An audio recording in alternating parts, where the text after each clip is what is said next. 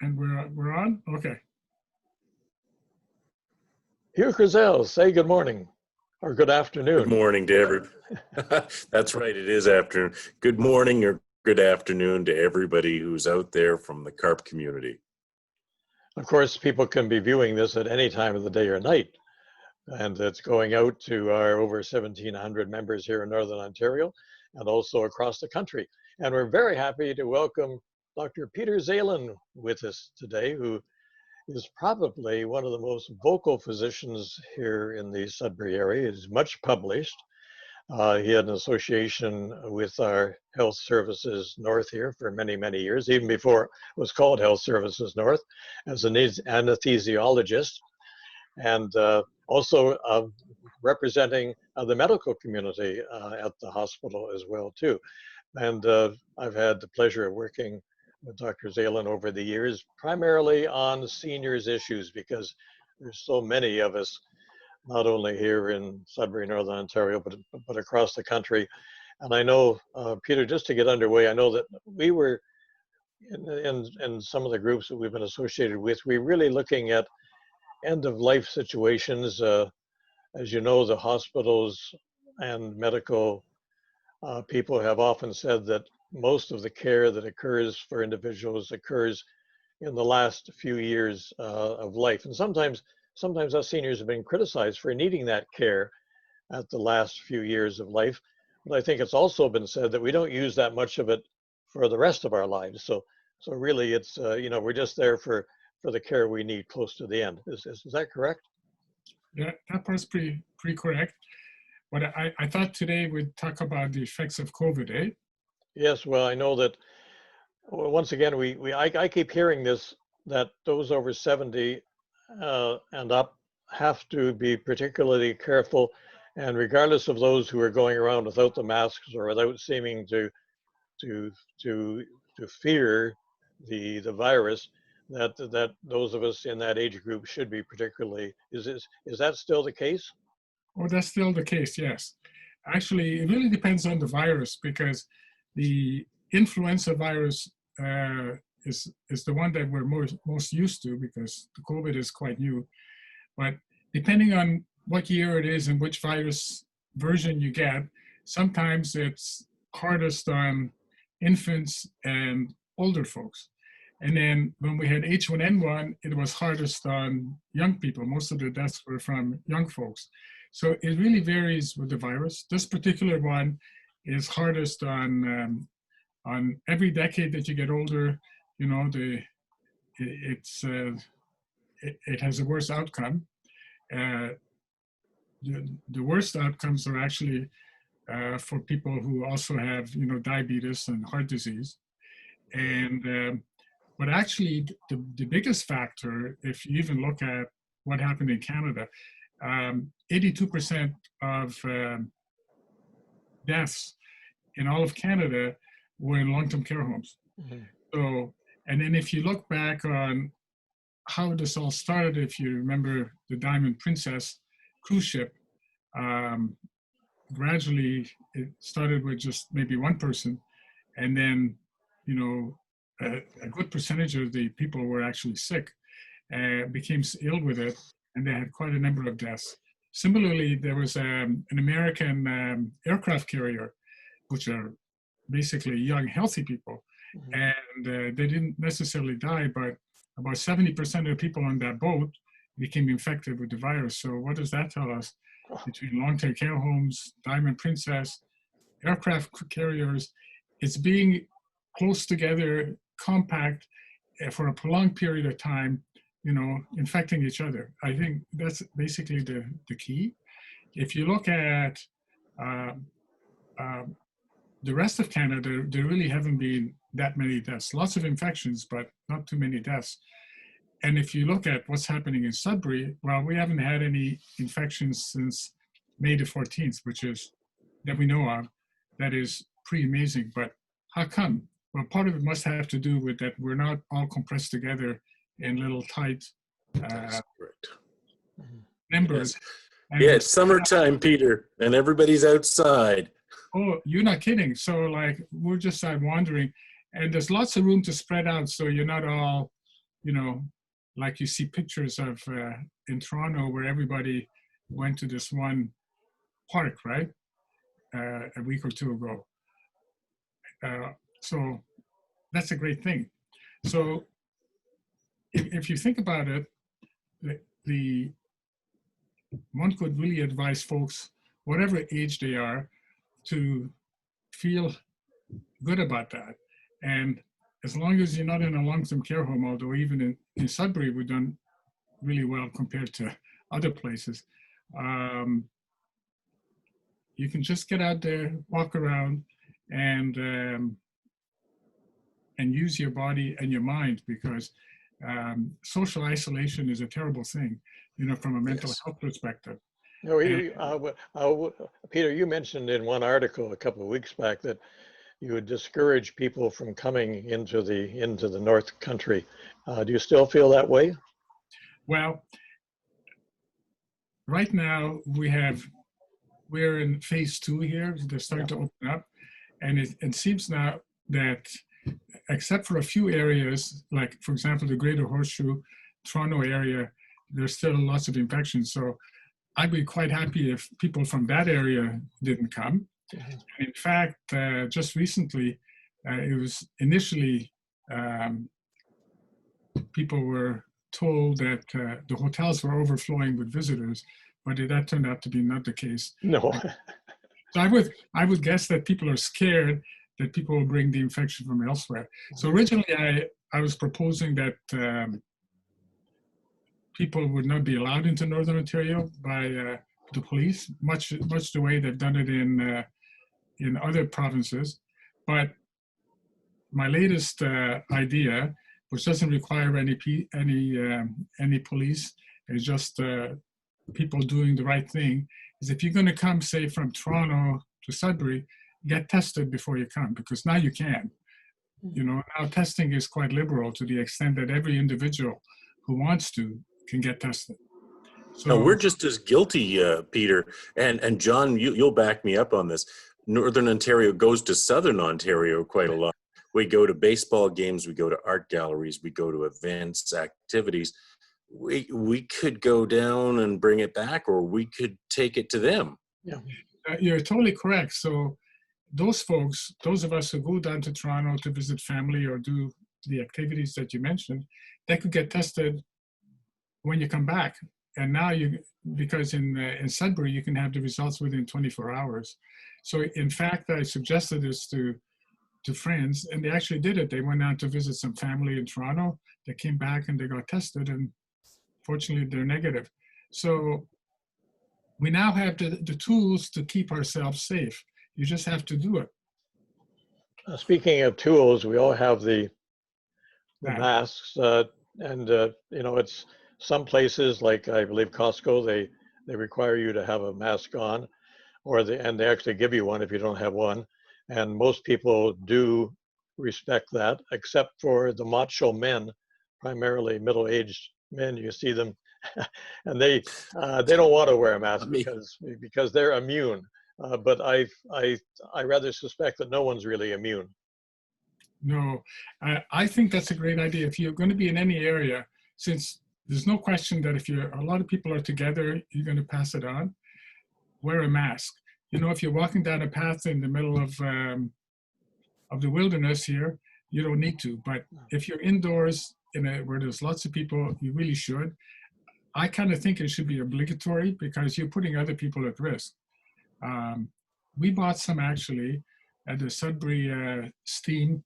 They actually make them themselves. It's very colorful. Yeah. So you can actually make a fashion statement, But there was, at the very beginning, there was some controversy. They said that, well, these masks won't keep out the little teeny infection particles, and that is really not that necessary. And then, okay, now you should be wearing masks. So I think a lot of people were sort of confused at that time. But you're right. Well, the problem is this is a brand new infection, right? And it's amazing what we don't know. And so I think people can feel okay about getting it wrong earlier. That's how science works. You say things, you do experiments, you make statements, and you keep retesting, and then you adjust as necessary. And I think wearing a mask isn't foolproof. Just like being tested, you can get the wrong results. So nothing is foolproof, but it points the way in a better direction. And in fact, I've just been reading about Japan, where they were still on subway trains packed together, but because everybody was wearing a mask, they really didn't have that many deaths. So, and now there may be other reasons for why this happened in Japan, but I think there's no question that masks make a difference. So everybody should use it when you're inside with a lot of people close together. I mean, that's goes back to the aircraft carrier and the Diamond Princess, right? Of course, we can make our own personal choices too, Peter, and just go, I'm not going to go to a patio. I'm not going to go to a restaurant. I'm only going to continue doing what I'm doing right now, which is going to the pharmacy if I need to, going to the grocery store as required, gassing up infrequently. It really can be just your own personal choice. In fact, summertime, as you know, is a time in Northern Ontario when we even perhaps space ourselves out even more. And I don't mean that because the new cannabis stores are opening soon. we tend to, it's not isolation. It's just a movement outwards. It's just our way of being in nature, as you mentioned. No, that part is great. And actually for seniors who are retired, this is an option you can certainly partake of, right? But people who are younger, who work, and it may not be an option, eh? All the folks who are actually looking after our seniors, whether it's in a hospital, in a long-term care facility, processing meat, creating our food, you know, the list is long, right? They have to go to work. And so then you have to do what is, and the people from those categories have died.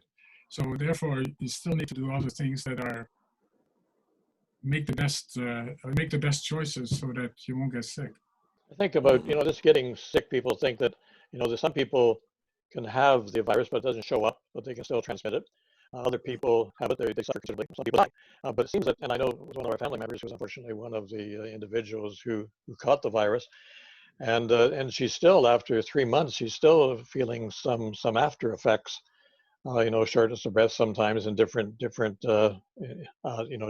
symptoms. Not the same as when it was really bad, with bad headaches and loss of smell, loss of taste, disorientation, all those other symptoms, but still some reoccurring as it goes on. So it's not something you necessarily just get over and are completely well afterwards, it would seem.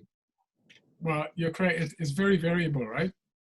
They're still trying to figure out what exactly is going on for the people who really do get sick. And I think I'm glad you mentioned the business about asymptomatic individuals. That seems to be also controversial. But from everything I've read, up to 40-50% of folks may not have any symptoms, and they can still pass the organism on. Mm-hmm. And that's why testing is really important. And in fact, we're not really, we had to shut down the entire economy and keep everybody at home for 2 months because the whole disease was out of control. And now, because we've made that huge sacrifice as a society at an amazing cost, right now, at least in much of Ontario, there are no infections. So before it gets out of control again, because we really need to do the right things and also test a lot, because otherwise it takes, when the first person starts with an infection, it takes about 3 days and you can have 2.5 people who have it. And then that doubles every 3.5 days. But the thing is that to go from 1 to say 50 takes a while. But by the time you get to 1,000, then it goes out of control, right? So you want to catch it while it's still a few people. And that's why, at least in the Asian countries, they've gone really wild with testing and hiring huge numbers of people to do the contact tracing. This is the stuff that we haven't done. And now that Sudbury actually has no infections, but we're busy opening up, you don't want to have this repeat the same exact things that happened the first time around when we know better. Well, we're still keeping family members out of long-term care facilities for visitation, but I see that we've now restarted elective surgeries. The hospitals were never closed. People just stayed away for some less emergency requirements, but things are opening up. We just need to, what you're saying is maintain some degree of awareness and do what you can to eliminate any possibility. Exactly. And also from the government, that's for personal choices. And then the government needs to do random testing where they take 1,000 people and they just test them. Or what would be really great is if as people came up, as I said earlier, either self-test yourself when you're coming from Toronto, or that could actually have testing stations as you drive up, eh? That would be a random choice, and then just text the results to the individual, eh? Yes, that would be great. Now, you talked about contact monitoring. That's in a democracy, it's kind of hard to swallow. I know that it's being done in other places. And this morning's newspaper actually had a robot traveling through a crowd in China, monitoring for people without masks. Again, another hard thing for us to swallow here. You know, what about this thing, contact tracing? How do you feel about it? Well, there's different ways to do it. The kind that you're referring to is where you have to check in your cell phone. Like a lot of, say if you were to come from Toronto and you wanted to come to Sudbury, or someone is actually arriving from a foreign country at the airport, then that's a better example. You have to check in your cell phone so that the authorities in the border know what your number is and keep track of where you go. And I know in China, what they were doing is every store that you go into, you scan your device so that should an infection come along at one particular spot, they'll know, and you become positive, they'll know every place you've ever gone to. Now, you may find that is personally objectionable. It would be really hard to have an affair when you doing that kind of thing. But that way, you know, you can immediately find all the individuals who are at risk. So I know in democracies they've tended not to do that. Although in Canada, I'm pretty sure that the federal government, if you arrive at an airport, will want to know your cell phone number, and you have to tell them what hotel you're staying at. And your ultimate destination, yes. Yes. And then they may choose to check up on you. So that's already in Canada. So really, it's a question for society to decide how much of my personal freedom do I give up to keep our society safe. And the best way to deal with that is just to check your own society, eh? Just get out there and have a plebiscite on it. And also your personal bubble. I mean, now we can have 10, John, is that correct, in our bubble? Yes, I think so. No, there's certain, your bubble cannot, and you can't expand beyond that bubble, I don't believe. Is that right, Peter? You have your circle, but the people within that circle are your bubble. You can't go to another bubble. Is that right? You're totally correct. Although, in all fairness, you know, there's no science behind this. In Sudbury per se, right now, I feel pretty comfortable because of the lack of infections that we've had to date. But that was a huge sacrifice to everybody with no economy going, right? You can't run a country with no economy indefinitely. Yeah. So, but are we too comfortable? All it does is take a couple of people from outside, and as you say, this person infects that one, then you know it goes exponentially, I guess. Exactly. So we're a little comfortable. So I wish we were doing a little more random testing. You know, where they just test a bunch of random people in Sudbury and find the ones who are positive, and then follow up their contacts and eliminate it. Like in China, they just had an outbreak. In New Zealand, which had no customers, 2 more. and they just had two who arrived from elsewhere. Yeah. So people will show up from time to time, but you have to find them quickly. That's the key, right? So all the sacrifice that we've all made doesn't go to waste. We can't use, I mean, no crystal ball is going to give us answers at this point. September will come around. Will schools reopen? Who knows? We're still months away from that, but we certainly won't be gathering. CARP won't be gathering here in Sudbury. We traditionally don't during the summertime. We maybe have one or two activities, but our senior population, I encourage them to keep their distance. What do you think? I think we're almost running out of time here. Just ask Dr. Zalan any final comments here. And I know that, particularly for us seniors, and I know you've done so much work with seniors in end-of-life situations, which we could devote another program to, really. But I know a lot of the seniors I talk to are sort of reluctant, and they're not too sure whether or not they're going to go to the restaurant or they up. And we just had a meeting. I overheard a meeting with the Arts Council meeting, and a lot of the arts organizations are really, really uncertain about the future. Mm-hmm. And even if they did open up, how many of us are going to feel really that comfortable until and if there is a virus? Any final words on that, Peter, for us? Well, you only have a couple of minutes left, but I think it's to maintain your mental health, your emotional health, and your physical health. First, a huge number of people were deferring going to the emergency department even though they were sick. I know that because the volumes really fell. Don't do that, because you're afraid of the hospital, where actually right now we've had 0 staff get sick. So whereas if you stay at home too late and you're busy having a heart attack, but you don't go, you're not going to do very well. So if you're sick, go. The other thing is a lot of elective surgery. I think we're about 5,000 cases behind. I'm glad that we're starting up, because electives, what is elective initially, later may become an emergency. So make sure that if you need to go, go. And then but there's so much stuff now. I know it may be harder for seniors. Certainly our children are much better at this computer business than we are. But there's so much stuff now that's virtual. Like we've actually had virtual, and I'm over 70, we've had virtual dinners with friends. They have their dinner at home and we have our dinner, but we do it online.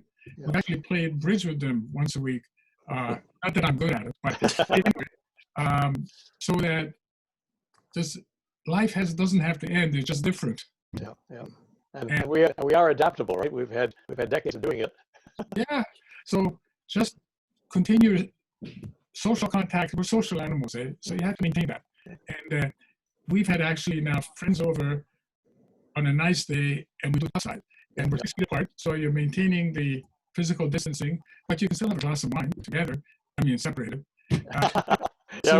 That's true. We just did that this last weekend. It was great. So life goes on. That's for seniors. You maintain your life in a slightly different manner, but continue to have fun and socialize, appropriately. Well, thank you very much. Any final goodbyes, Chair Kruzel? Just that I'm hoping that everybody enjoys their summer. I know we'll continue with these podcasts, whatever you want to call them, Zoom meetings that we share with everybody.